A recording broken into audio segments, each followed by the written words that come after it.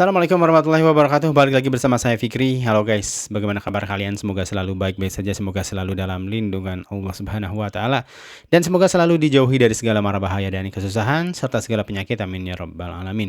Dan jangan lupa guys untuk selalu bersyukur atas apa yang telah Allah berikan pada kita selama ini. Oke guys, semalam telah berlangsung match day kedua dari Piala ASEAN, Piala AFF U17 di Gelora Joko Samudro ya di Gresik, Indonesia.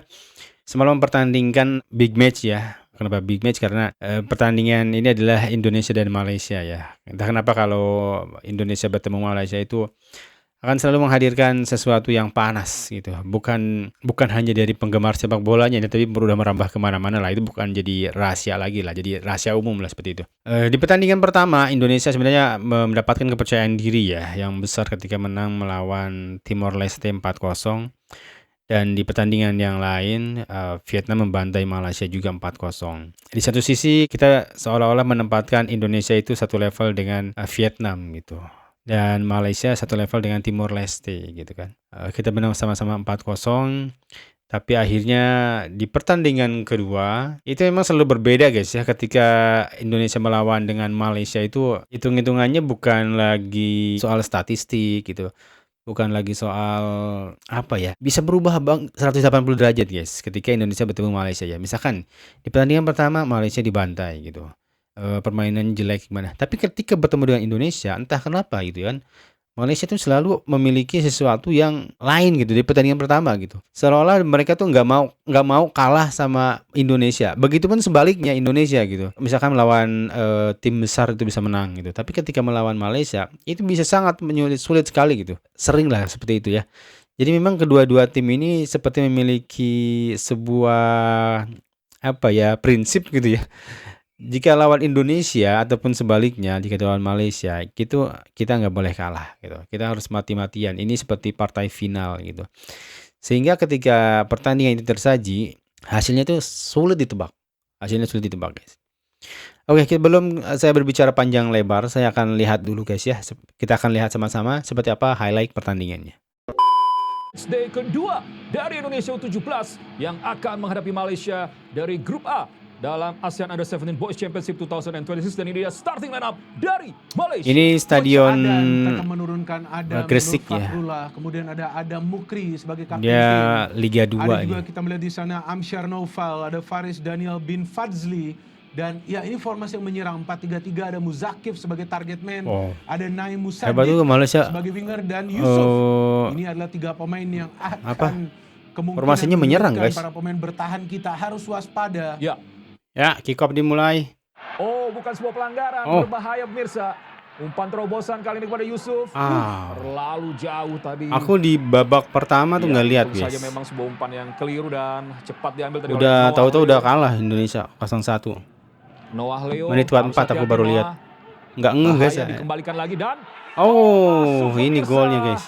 Sebuah sundulan dari sudut yang tidak begitu menguntungkan, tapi ternyata bola gantung di luar jangkauan sehingga menukik ke gawang dari sulit dijangkau ini. Malaysia unggul 1-0 kali ini. 2 pemain itu. Satu pemain. Situasi bola mati sepak pojok, Malaysia bisa mencetak gol dan juga gol yang indah. Gila, golnya cantik gitu. Diberikan ke tiang jauh. Sulit itu gol kayak gitu. Cakep sekali. Cantik. Lolos di sana dan terus menekan pemirsa. Kesempatan lagi Indonesia melakukan sebuah shooting tadi. Masih bisa diblok. Serangan balik. Serangan yang bertubi-tubi dilakukan. Duel berbahaya pemirsa. Berbahaya. Hampir saja tadi tendangan. Ini aku lihat ini. Dari luar kotak yang dilakukan oleh Ahmad Muzakif. Ciko coba dikejar kali ini, satu peluang lagi dari Indonesia. Sama-sama kita lihat Sean. Masih Sean di sana dan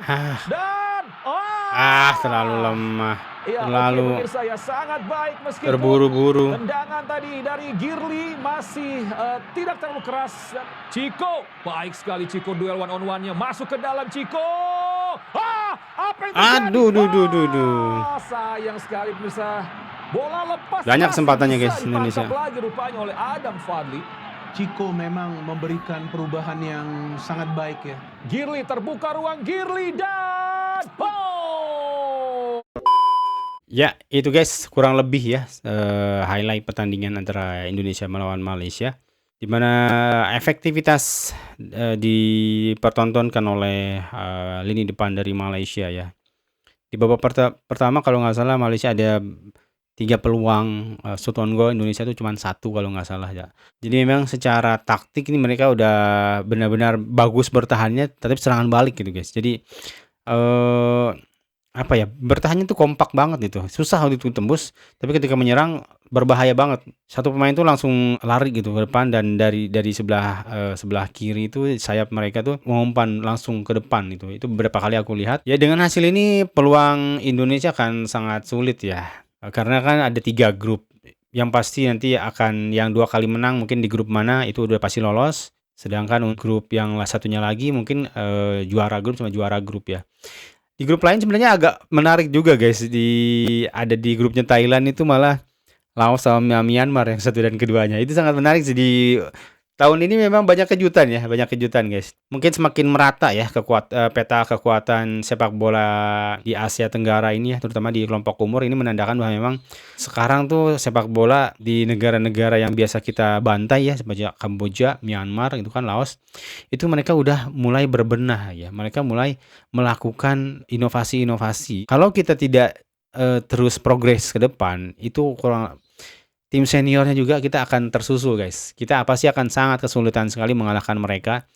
Sekarang udah bukan zamannya lagi 13-0, 7-0, udah nggak ada lagi guys. Udah nggak pernah, terakhir saya lihat kapan ya timnas senior bermain menang 7-0. Ya mungkin kalau lawan Brunei masih bisa lah ya. Brunei sekarang masih inilah. Brunei masih tertinggal, Timor Leste sudah mungkin sedikit naik ya.